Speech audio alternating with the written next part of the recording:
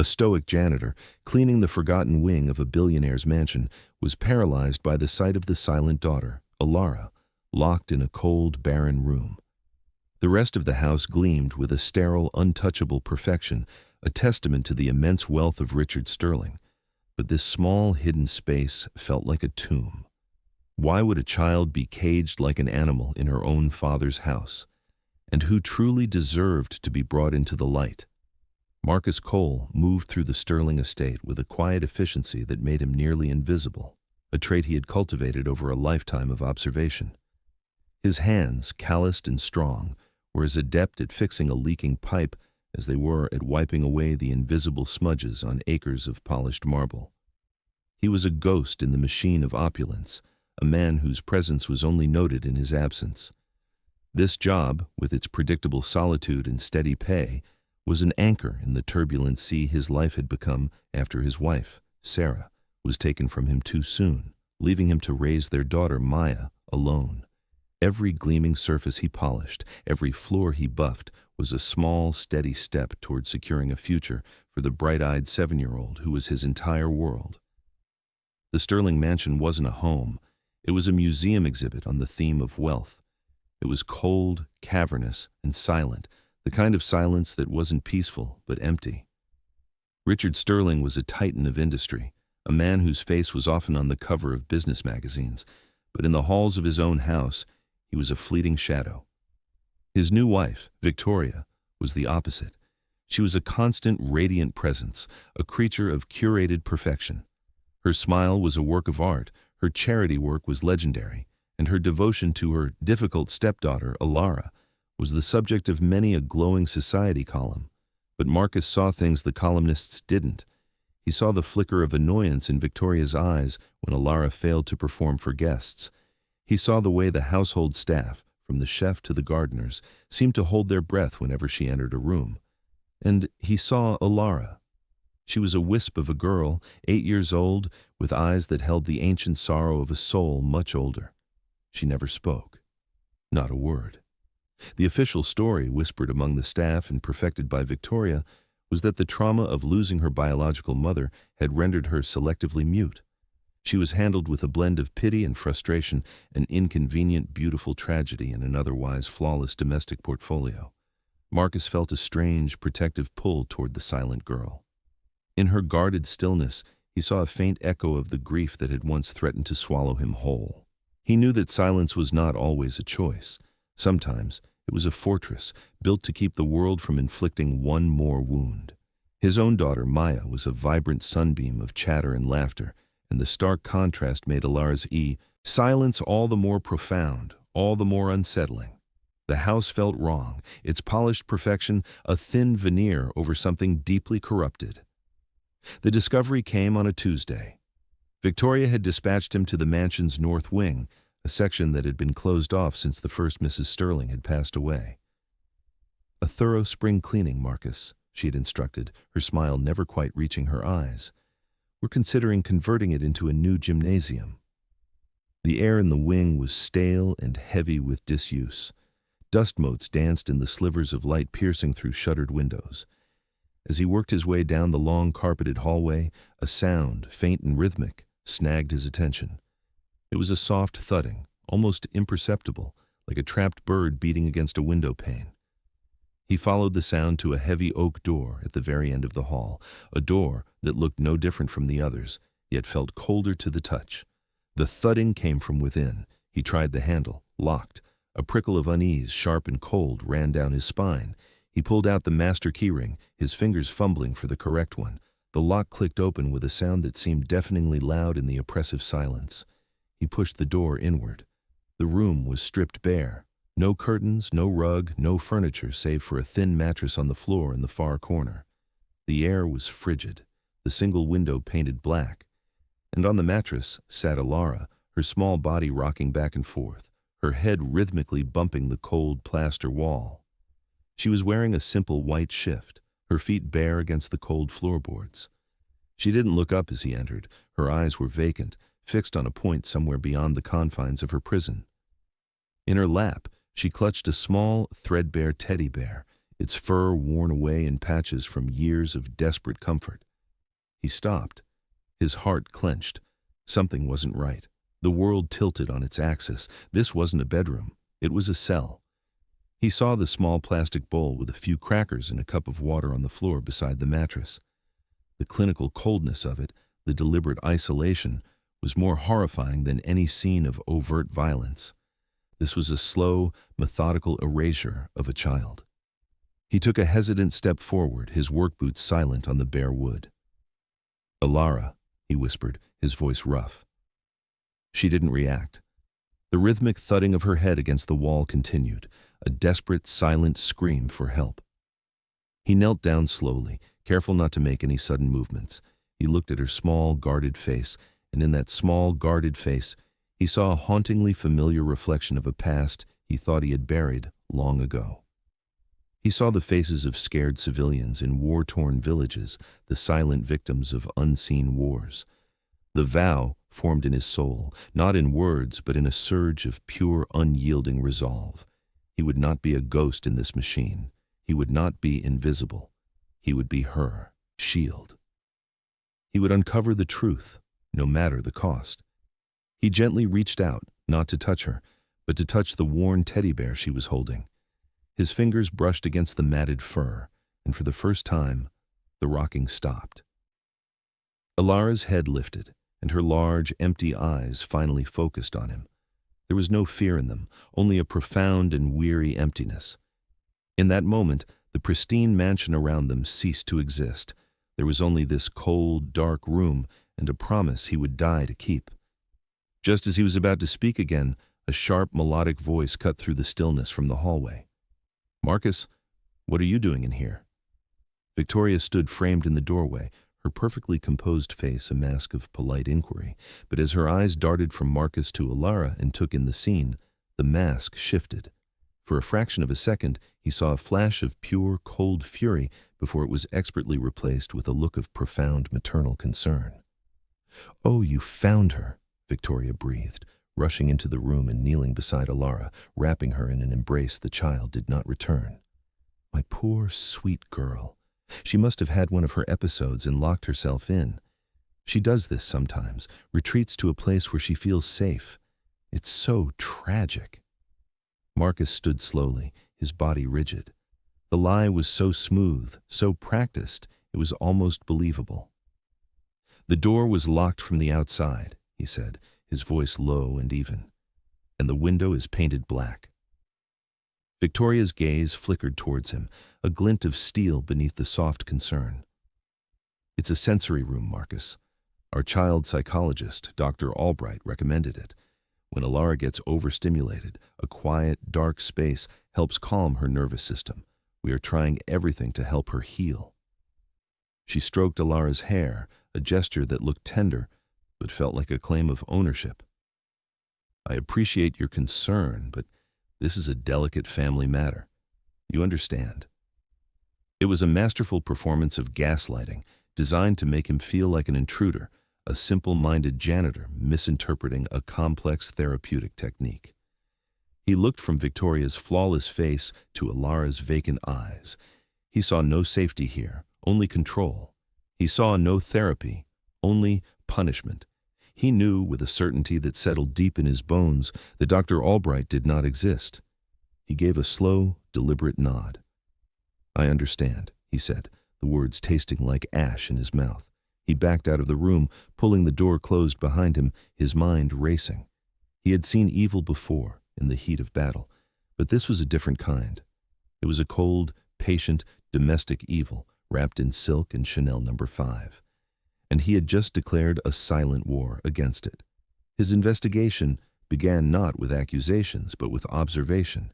He became a student of the mansion's rhythms, of its spoken and unspoken rules. He watched Victoria. In the presence of her husband or guests, she was the epitome of doting, motherhood, always ready with a gentle touch or a soft word for Alara. But when she thought no one was looking, her touch never lingered. Her words were clipped, her eyes hard. She moved around the child as if she were a piece of inconvenient furniture. Marcus started trying to build a bridge to Alara. He knew words were useless. So he used actions. One afternoon, while cleaning the grand library where Alara was sometimes made to sit, he found a small, smooth gray stone in his pocket, one he'd picked up on a walk with Maya. On a whim, he polished it on his sleeve until it shone, and when he was sure no one was looking, placed it on the arm of the chair where Alara sat. He left without a word. The next day, the stone was gone. He didn't know if she had taken it or if it had been cleared away, but it was a start. A week later, he left a small, intricately folded paper bird on a windowsill he knew she passed. That, too, disappeared. These were his messages in a bottle, cast into her sea of silence. His first breakthrough came from the most unlikely of sources, Mrs. Gable, the head housekeeper. She was a woman in her late 60s who had worked for the Sterlings since before Alara was born. She was terrified of Victoria, her loyalty to the family warring with a conscience that was clearly troubled. Marcus found her one evening in the staff kitchen, her hands trembling as she polished a silver tray that was already gleaming. "She wasn't always like this, you know," Mrs. Gable whispered, her eyes darting toward the door. "The little one, before her mother, before she passed, Alara was a chatterbox, and she loved to draw. Her mother, Eleanor, she papered the walls of the playroom with her drawings. They were so full of life." "What happened to the drawings?" Marcus asked softly. Mrs. Gable flinched. When the new Mrs. Sterling arrived, it was a cleansing. That's the word she used. She said the house needed to be cleansed of the past to make way for the future. The redecorating was swift. Everything of Eleanor's, everything of the old life, it was all packed away or thrown out. The drawings were the first to go. She said they were morbid. After that, the girl just faded. She looked at Marcus, her eyes pleading. "I have a family to support. I can't lose this job." "You won't," Marcus assured her, his voice a low promise.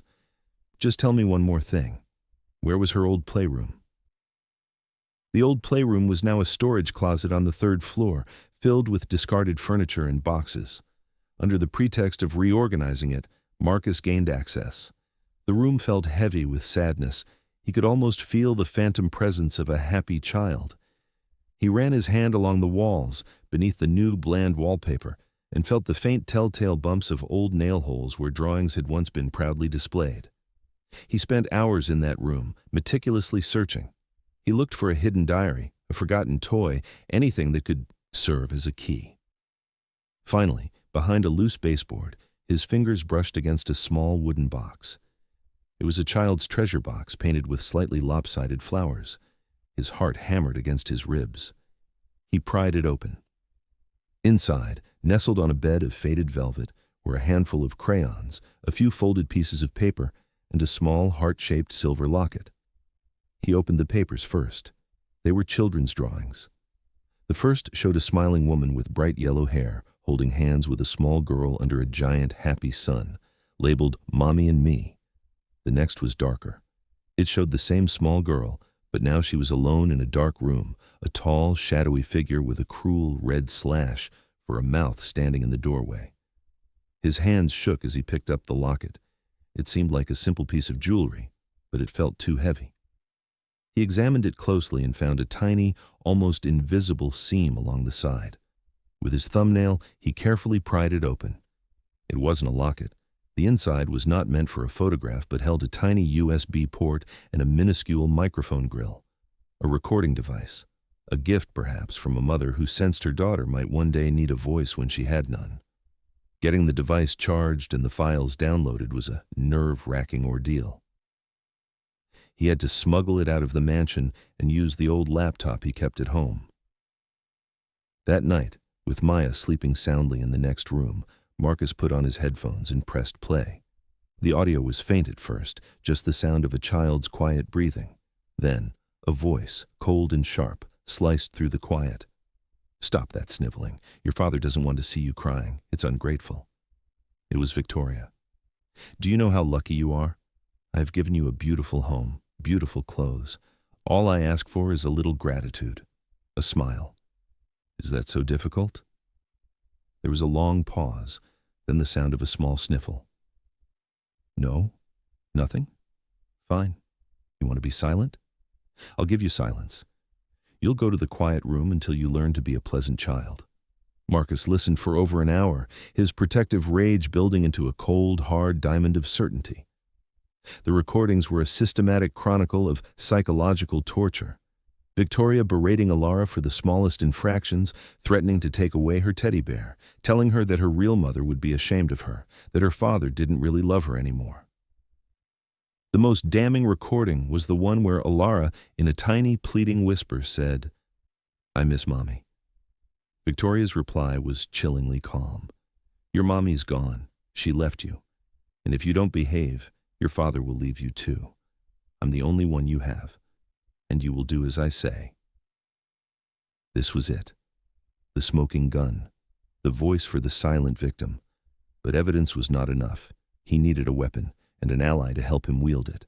There was only one person he trusted enough. He called David Chen, a man he'd served with years ago.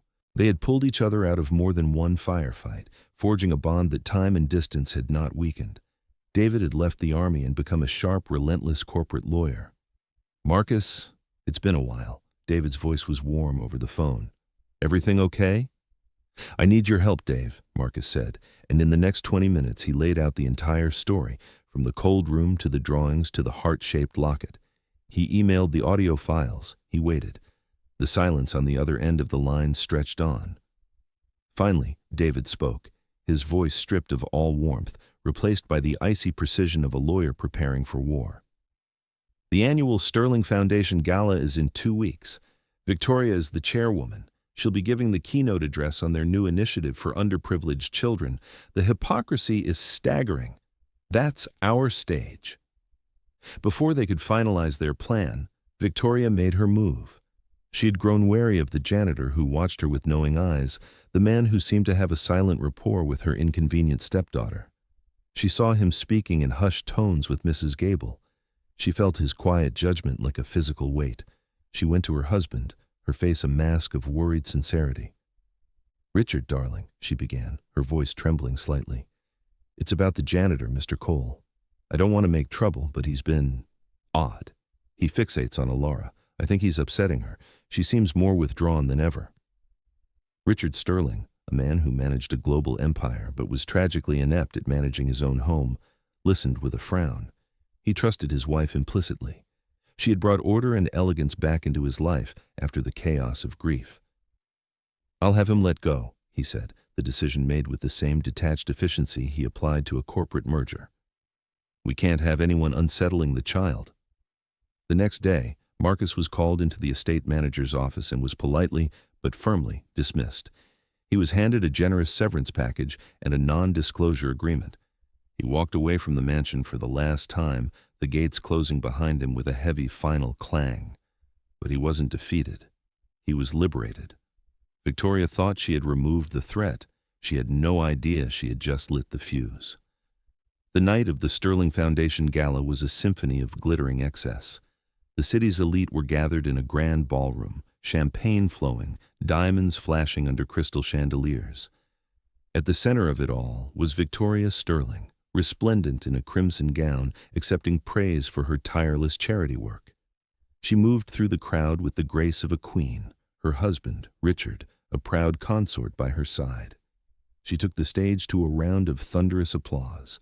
A massive screen behind her displayed images of smiling, hopeful children. "Every child deserves a voice," she began, her voice resonating with passion and sincerity. "Every child deserves a sanctuary, a place where they feel safe, loved, and heard. It is our sacred duty to provide that for the most vulnerable among us." As she spoke, a figure emerged from a service entrance at the side of the room. It was Marcus Cole, dressed not in a janitor's uniform, but in a simple, dark suit. He walked with a calm, unhurried purpose directly towards the stage. Security guards started to move, but his demeanor was so composed, so non-threatening, that they hesitated. Victoria's eyes narrowed as she saw him approaching. A flicker of panic crossed her face, but she quickly smoothed it over with a condescending smile. "It seems we have an unexpected guest," she said into the microphone, her tone light. "Sir, this is a private event." Marcus reached the stage and took the spare microphone from the lectern. "My name is Marcus Cole," he said, his deep voice carrying through the suddenly silent ballroom. "I used to be a janitor in the Sterling home, and I agree with Mrs. Sterling. Every child does deserve a voice." He looked directly at Victoria. "Which is why I think we should all listen to Alara's." He held up a small digital device and pressed a button.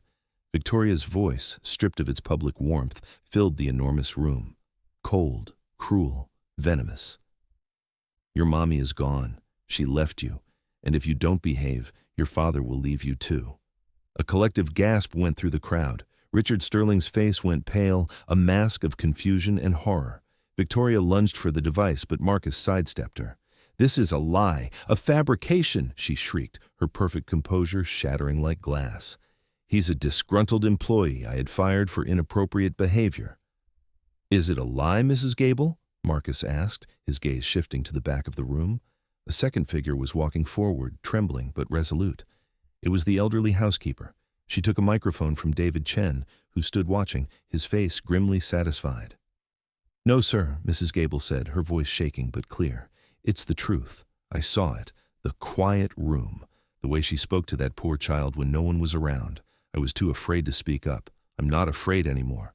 Victoria's face contorted in a mask of pure rage. "You're all lying. Richard, do something." But Richard was staring at the ballroom entrance. A third figure was walking in, escorted by one of David's legal assistants. It was Alara. She was holding a worn teddy bear. She walked past the stunned guests, her eyes fixed on her father.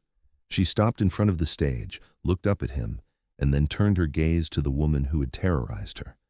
For the first time in 3 years, in a clear, small voice that cut through every other sound, Alara Sterling spoke. "You locked me in the dark," she said, her voice not accusing, but stating a simple, devastating fact. "You said I was bad." The dam broke. The entire elaborate facade of Victoria Sterling crumbled into dust. She began to scream, a torrent of denials and accusations, a pathetic, rabid confession of her own vile nature. As her tirade reached its peak, 2 uniformed police officers, prearranged by David, entered the ballroom and walked calmly onto the stage. The public humiliation was absolute. The fall was swift and total. The aftermath was a whirlwind of legal proceedings and media frenzy. Victoria was arrested, her crimes laid bare for the world to see. Her empire of social influence vanished overnight, replaced by infamy. Richard Sterling, shattered by his own willful blindness, retreated from public life. He was a man who had conquered the world, but had failed to protect his own child in his own home. He was stripped of his pride, but in its place, something new began to grow. A desperate, aching need to be the father Alara deserved. The courts moved quickly. Victoria was convicted on multiple counts of child abuse and endangerment. Richard, facing his own culpability, fully cooperated. He poured his resources not into fighting the system, but into fixing his family. His first act was to find Marcus. He offered him money, a new job, anything. Marcus refused the money. He accepted only one thing, the opportunity to help Alara heal. On the recommendation of a team of real child psychologists, the court granted Marcus temporary co-guardianship, recognizing him as the stable, protective presence Alara needed, as her father underwent his own intensive therapy and parenting education. 6 months later, the world of the Sterling mansion was a distant memory. Marcus sat on the porch of a quiet seaside cottage he had rented for the summer. The air smelled of salt and freedom. His daughter, Maya, was showing Alara how to build a sandcastle, their bright peals of laughter mixing with the sound of the waves. Alara was talking now, her voice still quiet but growing stronger and more confident every day. She was slowly, carefully, coming back to life. She ran up the porch steps, her face flushed with sun and happiness, and handed Marcus a piece of paper. It was a drawing. It showed 4 figures holding hands under a giant, happy sun. There was Maya with her curly pigtails. There was a man with kind eyes labeled Marcus. There was a small girl labeled Me. And next to Marcus there was another man, his face tentative but smiling, labeled Daddy. In the drawing, Marcus was standing just a little bit in front of the others, a quiet guardian. He looked at the drawing, a lump forming in his throat. He looked at Alara's bright, expectant face. She had found her voice again, and in helping her find it, He had solidified his own purpose. He wrapped his arm around her, pulling her into a hug that she returned without hesitation. In the quiet corners of the world, where evil often hides behind a polished facade, true strength is rarely the loudest voice in the room. It is the steady hand, the watchful eye, the quiet integrity of a good person who refuses to look away. It is the janitor who sees the dust in the corners and the darkness hiding in plain sight. Evil thrives in silence, but it cannot survive the light of a simple, unwavering truth. One person's courage can become a voice for the voiceless, proving that the most profound changes often begin with a single, quiet act of compassion. What do you think of Marcus's quiet brand of heroism? Have you ever witnessed a situation where the quietest person made the biggest difference? We would be honored to hear your stories in the comments below. Thank you for joining us on this journey, and may you always have the courage to be the light in someone else's darkness.